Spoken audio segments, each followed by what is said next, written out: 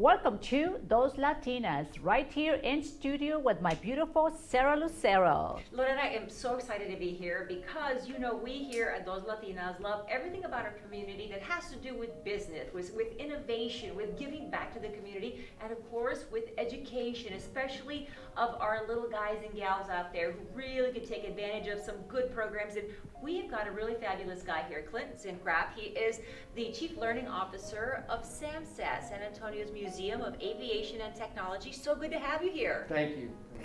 Wonderful to be here.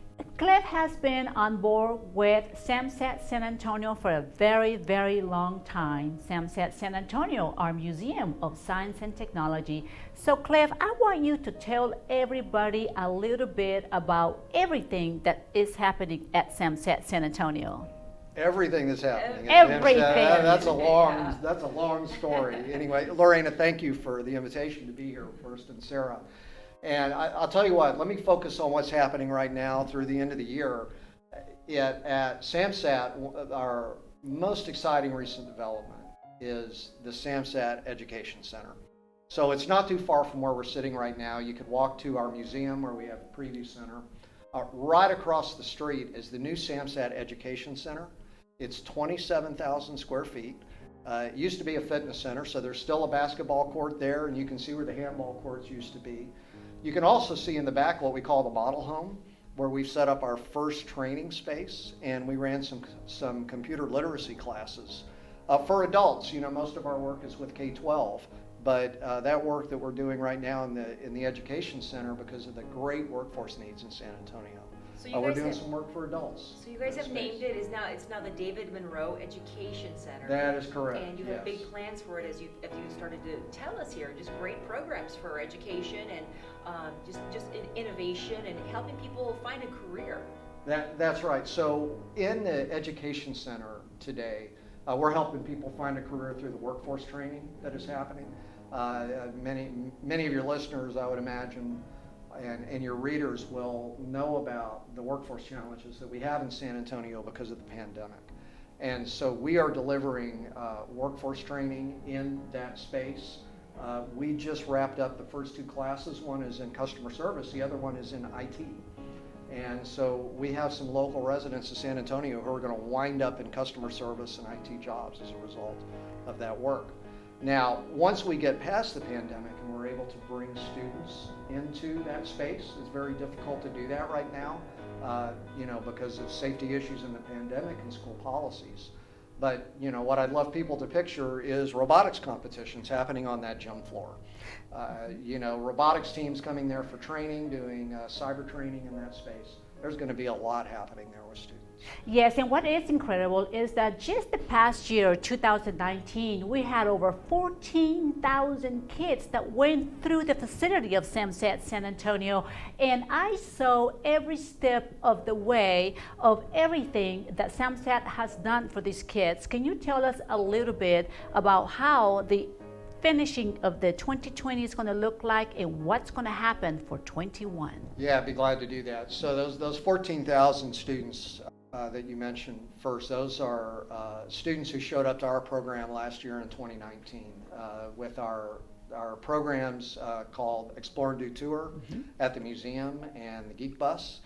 Now, those in-person programs have been a little more difficult to conduct, so in 2020, actually, I'll tell you the story. There was a day in March where I was sitting in my office and I got a phone call, and the phone call said, "Get out."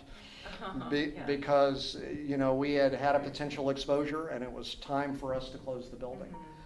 3 weeks later, our education staff working at home had taken our in-person programs and translated them into online programs. And over the summer, we had 3,000 students show up for our online our online classes and also our online summer camps. And so we came out of the summer, then of course you have students going back to school, they don't have the same amount of time. So we created a program called SAMSAT Academy that students can sign up for, their parents can sign them up for it. Those students are going to complete 3 online classes. They're going to learn about careers in San Antonio, finish a project, and get what is called a digital badge. That badge will be out on the internet for anyone to see. And our big vision is that 2 or 3 years from now, some employer in San Antonio is going to see the student coming to them, having earned badges in space, in aerospace, in lots of fields that are important locally, in cyber, for example, and they're going to get internships, they're going to get into education programs, they're going to have careers in San Antonio as a result. So for example, you have a Boeing digital badge that you offer. We just launched our Boeing digital badge, and so I should start out by saying that Boeing is a huge sponsor of SAMSAT. I want to thank the Boeing company for their great support for us. They've just entered their 3rd year of funding programs at SAMSAT. So moving into 2021, back to your question, we have launched SAMSAT Academy, and in particular, we have Boeing SAMSAT Academy. And in Boeing SAMSAT Academy, students are going to complete 3 classes that are delivered by Boeing employees, and then they're going to learn about careers, and they're going to complete a project, and they are going to get awarded the Boeing digital badge. And that's going to be visible to everyone out in the world. They're going to learn a whole lot about aerospace careers. Just a quick tangent, we had a Boeing staff member at SAMSAT yesterday. He's a 30-year Boeing employee and was telling us about the experiences that he had as a new employee 30 years ago, how in the first year he designed electronics in a plane. In the 2nd year, he got to go see the electronics run based on his designs. Wow. And in the 3rd year, he began to supervise the manufacturing line. He was just out of school. And those kind of stories are so powerful for students, to help a student understand what a career is really like, right? It's like school. School's really important, but the career has a different feel to it. And people like that can really help those students understand what the career is like. But it's really helpful to be exposed to those types of things when you're young, K through 12. Yes, and especially when you're in late elementary and early middle school grades. So something that has been happening in the educational space really over 10 or 20 years since the word STEM was coined back in the early 2000s is an understanding of the importance of exposing students to careers. And we want to expose them to careers in high school, no question. Right. But we really want to expose them to these career decisions that they have to make in middle school. There's a lot of research that indicates that it is in middle school where you can make the most, shall I say, policy impact by promoting careers and helping students understand the choices they're making. Several years ago, there was a bill passed in the Texas legislature. It's called House Bill 5, or HB 5, the way people typically refer to it, that introduced the idea of diploma endorsements. And so as an 8th grader, you can choose now a variety of diploma endorsements. And if you make that choice as an 8th grader, that commits you to a certain path as you progress through high school. And when you walk the stage as a senior, you're going to get a special seal stamped onto your diploma, having done that. So we have been promoting the STEM endorsement. SAMSAT does that in collaboration with the Alamo STEM ecosystem, which is promoting this endorsement around the city. And it is so impactful for a student. I love to ask audiences that are of my age or maybe a little bit younger, but not too much younger. Yeah. If they, as 8th graders, had to make a decision about what they were going to take in high school, how many 8th graders do you know that would be able to make an informed choice about what they want to do in high school? That's right. And so we are working with the Alamo STEM ecosystem and other partners to try to help students understand these choices. And we do that through programs like SAMSAT Academy and the Boeing program. This is just amazing, Cliff. That's why I asked you that question, because there is just so much going out there.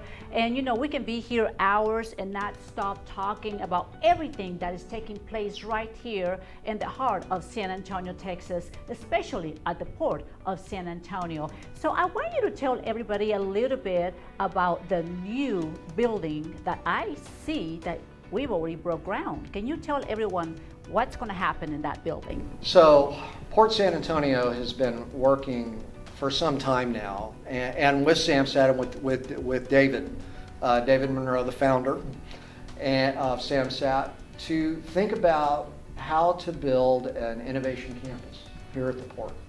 And there's actually a plan called TechPort that defines how that's going to be done, that David was able to have some input in, that SAMSAT had some input in. But it's really the port driving this, and the heart of that plan is the Innovation Center. So that Innovation Center is, again, not too far from where we're sitting right now. I watch it out my office window. I can see the construction happening, and if you're at our new education center, you can see the construction happening. That's going to be a 120,000, I believe, square foot building. The main area you're going to see at the Innovation Center is an events center, 2,500 seat arena.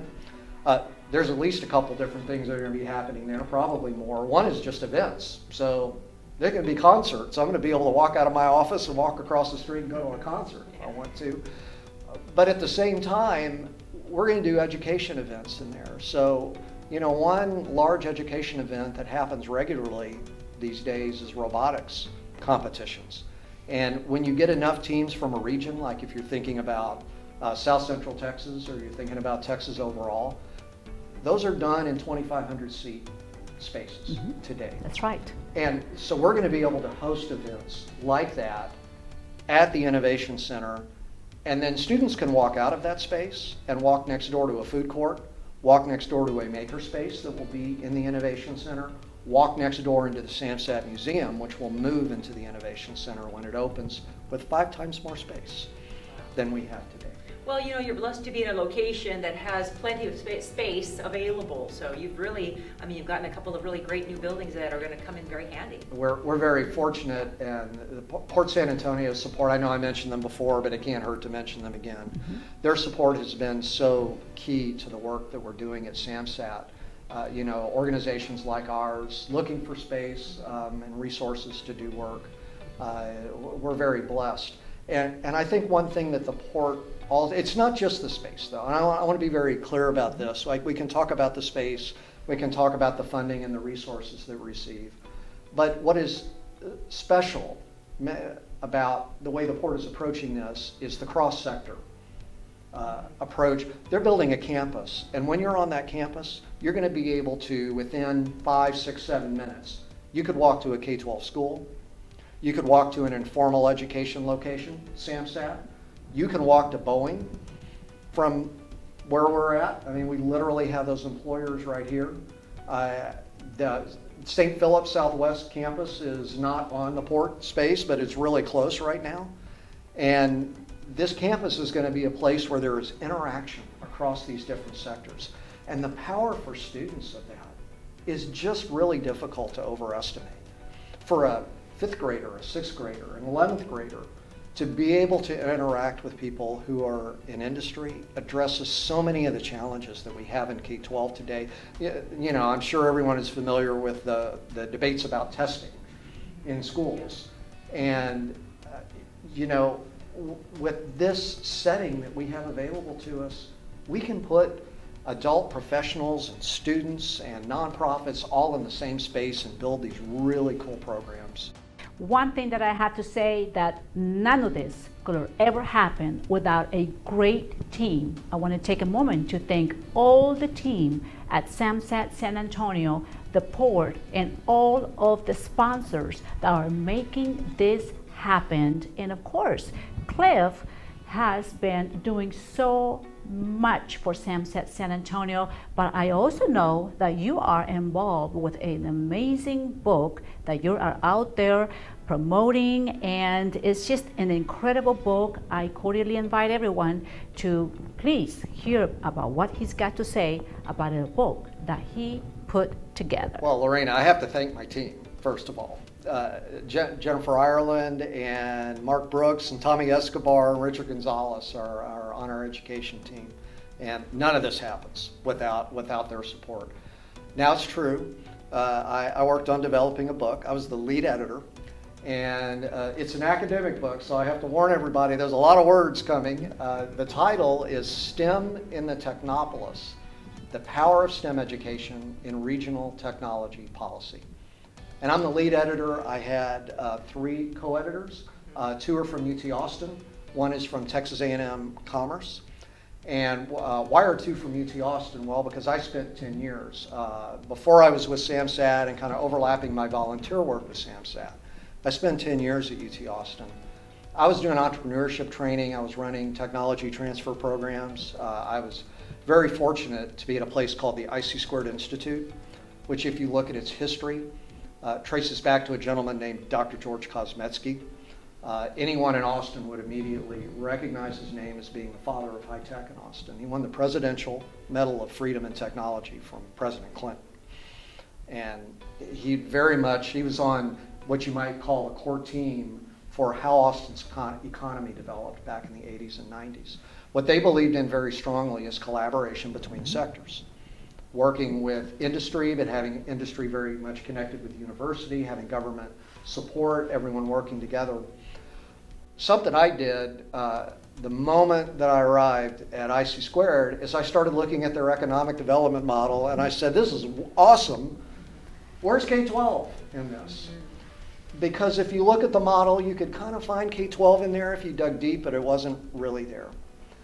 And I'll make an argument. The argument I make is when you look at so many cities that are developing, I mean, they're growing. These cities are growing and many residents are writing, but not all residents are writing. And San Antonio is one of the most economically segregated cities in the United States. It's not an overstatement. There are research studies that could be pulled out to point out just how economically segregated we are, top 5 for sure. And I believe part of the reason for that is that we don't include K-12 in our regional economic development models. We are not bringing these students along to give them the same benefits that many others have, like myself. I mean, I didn't start at home plate. I started on first or second base in my life. I was very fortunate to do that. We need to be thinking really hard about how K-12 is involved in these economic development models and get a virtuous cycle moving, where these students who maybe would not have had these opportunities wind up getting a great education. Maybe in San Antonio they get a job in cybersecurity, or they get a job in aerospace, they get a job building robots or something like that. And then 5, 10, 15 years from now, they're back here volunteering with our students, and their companies are making contributions to these programs. So UT Austin sent me around the world. So this book has chapters from Medellin, Colombia, which is a flagship case, by the way, spectacular the work they're doing. It has a case from Querétaro, Mexico. It has a case from Sao Carlos, Brazil, from Fundão, if I can try to say that right, Portugal. And those are the cases that were highlighted. There are a number of others in the book that talk about cities that have figured this out and are putting all these sectors together in the same way that the Port is doing right here. Oh, that's really neat. So where can people find the book? It's in Springer. Actually the easiest way to do it is open a browser, type in STEM in the Technopolis, and hit enter. It's probably the first link. Okay, good. And I wanted to bring this up, Sarah, because I want people to know the kind of people that are involved with SAMSAT San Antonio, the people that make a difference. And what is more incredible, Sarah, is that it's all based in education. Based in education, how it was before, how it is today, and how it's taking the next step into the future. And I believe that right now it's so critical and it's so important for everyone to stay tuned with SAMSAT San Antonio, because we are doing things differently. We are not just thinking about little kids. We are thinking about everyone. Like right now that's taking place is how can we get people to get jobs? So many people have lost their job in 2020, but you're not alone. We are here to support you and offer the programs of education to get you higher at what your passion is. So I want you to tell everybody, what has SAMSAT done for Cliff? What has SAMSAT done for me? Yes. Wow. That's another, I think one of my first comments was that could be a long list. You brought something up I'd like to cover before I get to that. You're talking about we're doing this not just for students, for adults. Our CEO, Doug King, has been working really hard on the workforce element that I talked about in the opening and helping adults get jobs locally. It's just such an important piece of work to be doing right now. What made me think about this is he's got a saying that he's been spreading around. It's not just K-12, K to 12, it's K to gray. It's K to gray. and we're very much now in the K to gray business, not just in the K-12 business. What has SAMSAT done for me? Well, you know, I came to SAMSAT with some experience in this space, but it's one thing to be traveling the world working on entrepreneurship and technology transfer programs with adults and be, you know, sort of elbowing people on the side, where are the kids, you know, and then doing things every once in a while, versus actually being here and working on it, and working on it all the time. Right? Well, the neat thing too is that the programs are free for the kids. The programs are mostly free. That is correct. So if you look at our sponsored programs, Boeing is our main sponsor after Port San Antonio, Boeing Company. CPS Energy is also a significant sponsor of what we're doing. We have a recent grant from Joint Base San Antonio, Lackland, and there are others. What these grants allow us to do, I mean, sometimes we'll use them to develop new things, but most of the time what we're doing is using that funding to run programs for students so that those students don't have to pay for those programs, or for schools, right? You know, we're doing that for schools. So, for example, the Joint Base San Antonio grant, we have something fairly new in the museum called the CyberSOC. So, SOC, Security Operations Center, all right? And San Antonio has the second highest number of certified information security professionals in the nation. You can tell I'm a little practiced at saying that. And so in SAMSAT, we now have a mock-up security operations center. And we can bring students in to look at that security operations center. And as a result, we can give them great experiences. That is the activity that is funded by the Joint Base San Antonio, right? So now it really helps us launch these kind of programs, right? We hope eventually that, for example, schools and other organizations might look at them and say, hey, this is worth parting with some of our budget to do. But right now, we actually have a lot of opportunities that people can participate in for free. Wonderful. That's absolutely wonderful. What do you think about all of this, Sarah? Well, it's exciting. It's exciting for the youth in San Antonio, the San Antonio area. It's exciting for people who are looking for a new chapter in their life because they've been affected by the pandemic. I mean, really great opportunities for a big part of our community that really, really needs it, especially this year. So thank you.